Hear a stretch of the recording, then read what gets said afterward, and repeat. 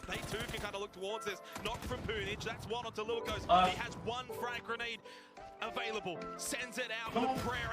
And he gets the knock on Xiaowu as well. He needs to confirm these without dying at the same time. Poonage. Surely he's not about to pull off the miraculous. He's got the crowbar out. What is he doing? Well, he gets 2 kills. He gives you Yes! Yes! He got it! Yes! Yes! Woo!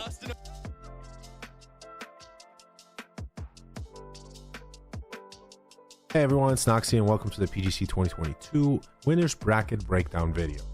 Now, I hope to do more of these in the future for the remainder of PGC 2022 and in 2023 for PUBG Esports. So if you do enjoy the content, please leave a like, leave a comment, subscribe to the channel, and let me know. Thank you very much and enjoy this video. So let's talk about the results first. So here's the table after 10 games. Top 8 make it to the grand finals. So everybody on the left hand side of this table has made it to the grand finals. They don't have to play in the losers bracket. Congratulations to these teams. I know it was hard fought. Now, I'll be honest with you guys, there are some teams there that absolutely surprised me.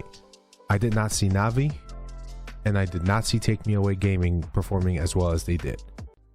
Navi, I'm sorry. Navi is not a good team. The Navi of 2019 and 2020 is not the same thing. Navi of 2021 and 2022. The winner chicken dinner format plus going back to Super, they have not figured it out. They have not played well as a team. They finished in the bottom 3 of PCS 7, and I don't think they'll do well in this tournament. I don't think they make it out of groups. Lastly, Take Me Away Gaming. I don't know who that team is. I really don't. They have 2 tournaments under their belt in pedigree, and both in 2022, in which they finished 10th and 11th, right? And they're regional tournaments. They're not even PCS. They're not majors. I have no idea how this team is in PGC 21. So clearly I whiffed on those 2 and a few more, but I'll leave that for another video. Another surprise for me was Daytrade Gaming. Now, I'm not surprised that they made it, but I am surprised it was in 2nd place. I always think of Daytrade Gaming as your 8, 9, 10 range type of team. So I thought that if they're going to make it, they're going to squeak by, but they did a lot better than I thought they would.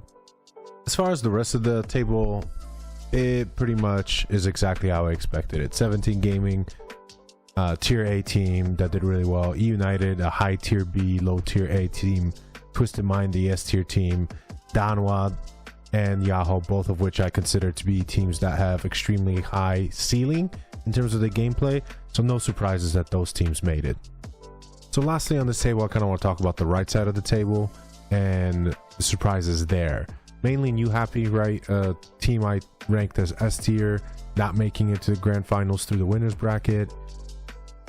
Question mark, a high A tier that also did not make it and also scored very little points in the 10-game format. So those were really my 2 big surprises. And lastly, Overpeakers. Now this is a team that performed really well in Group A, but it just reaffirmed for me that it was a one-hit wonder, and this is exactly how I expected them to play throughout the entire tournament, not even make it into the winners bracket. Team is just not playing as a cohesive unit, so seeing them towards the bottom of the right side of the table is kind of where I envisioned them to be when I made my tier list.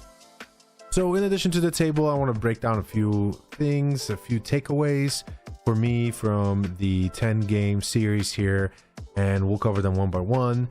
The first one is United and them finally translating their regional dominance to an international stage. They're finally playing like that top B, bottom A tier team that we expected them to be, and I think the addition of Flood solved whatever issue that they were having, that they could not play well internationally. I think they fixed it. I think they're a cohesive unit that rotates really well. Their macro is just insane, and they're finally showing the dominance that we wanted to see.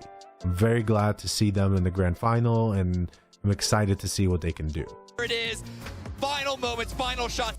So the next takeaway is Navi. Rightfully so. I mean, they crushed it.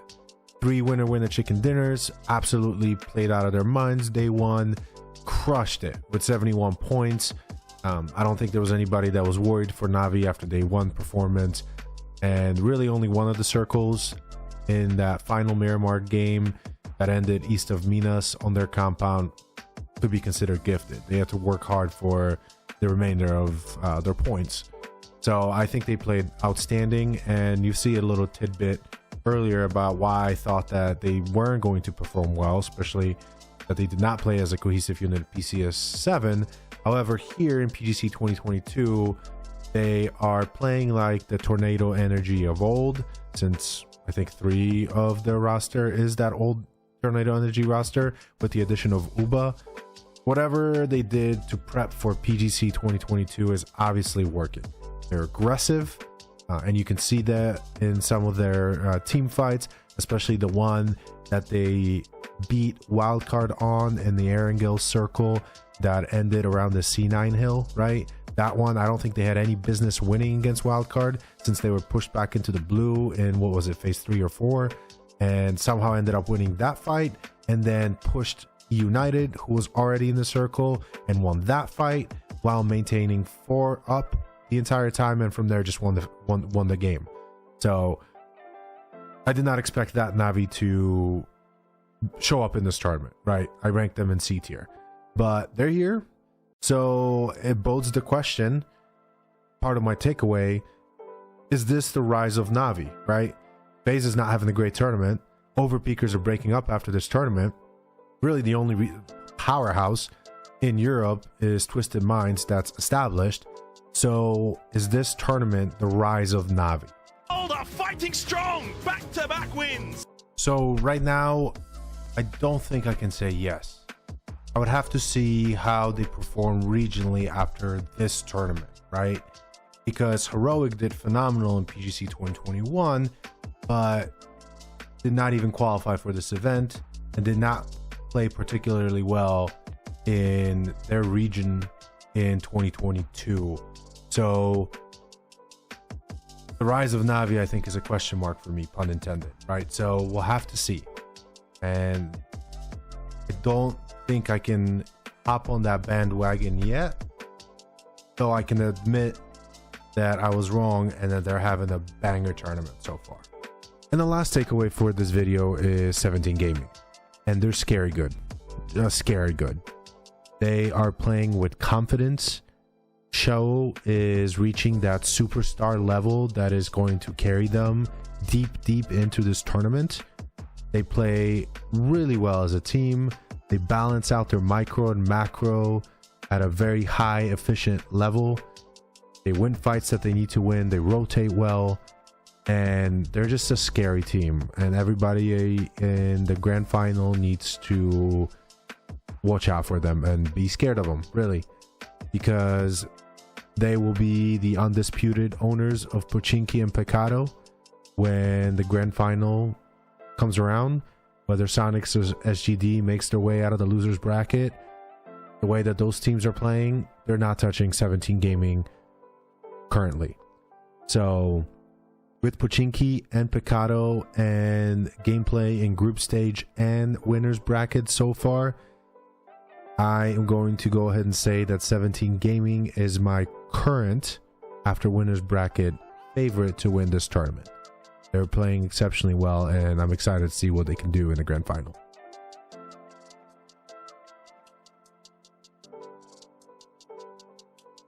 So for this segment, I want to do a best highlight and the worst highlight of either micro or macro that I've seen in the 10 series games. And my best highlight comes from game 2 and the 3v3 New Happy versus Yahoo face off to win the game that Yahoo prevailed, but not until after multiple knocks, multiple revives, great utility use, great shots, and a well-fought chess battle, like Cammy D said.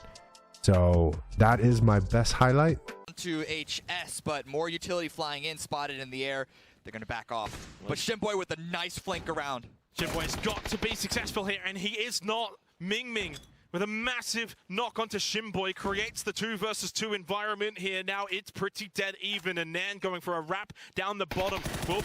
Will Yahoo be expecting this though? While Ming holds, Nan is going for the power move play, and Balefrost is expecting it. Big time play, but Ming Ming gets the trade instantaneously and he spots the hand of Balefrost. What a fight that has eventuated here. Balefrost surely cannot go for the revive. He will stick it for as long as he possibly can. Sparking is watching like a sentry turret. He does die, but job done. He got info that Ming Ming was not pushing. But now Ming Ming might be going for a revive on his own end. Billfrost not quite confident enough to peek, but he does have a flash at the ready. He's got to hold it. He's committed maybe too long now. He has to probably get off of this one. Gets one, couldn't get two. Shimboy gets the final kill from this game. It's Yahoo with a 7-kill win. And for the Mr. Mark highlight, I am going to feature Wildcard. And this one kind of broke my heart here because it's an exercise in how one tiny mistake can cost you a great PUBG game.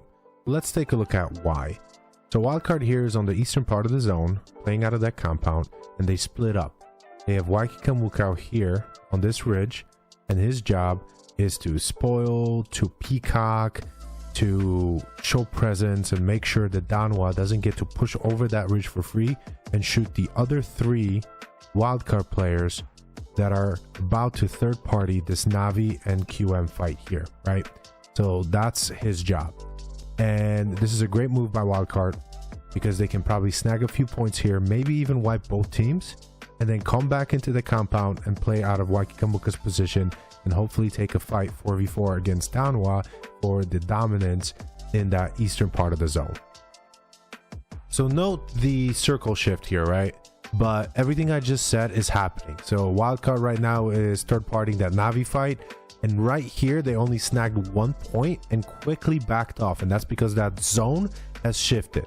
Additionally, you can see that Adam from that far away was able to get a knock here on the Danwa player. Great so far.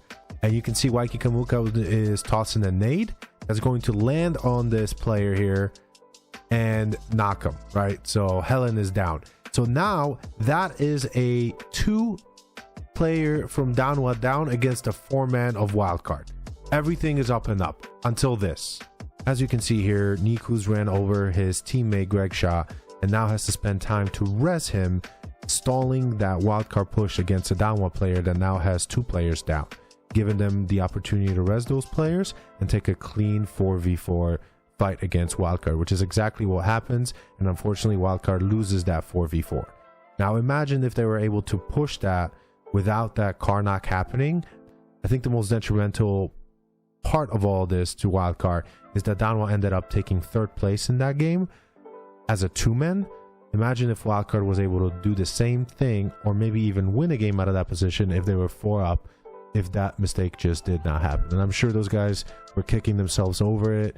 It's unfortunate, but such is PUBG. One mistake can absolutely ruin your game. So that will do it for the PGC 2022 winners bracket breakdown video. I hope you enjoyed it. If you did, again, please leave a like, leave a comment, subscribe to the channel, and share the video with your friends. It's always nicer to talk about PUBG esports with friends. As you can tell by my opening clip, I was thoroughly entertained with the winners bracket, and if the quality of games that we saw in the winners bracket translates to the losers bracket and then the grand final, I think we're in for a wonderful end of this tournament. So yeah, thoroughly enjoyed it. Thank you so much for watching, and I'll see you guys in the next one.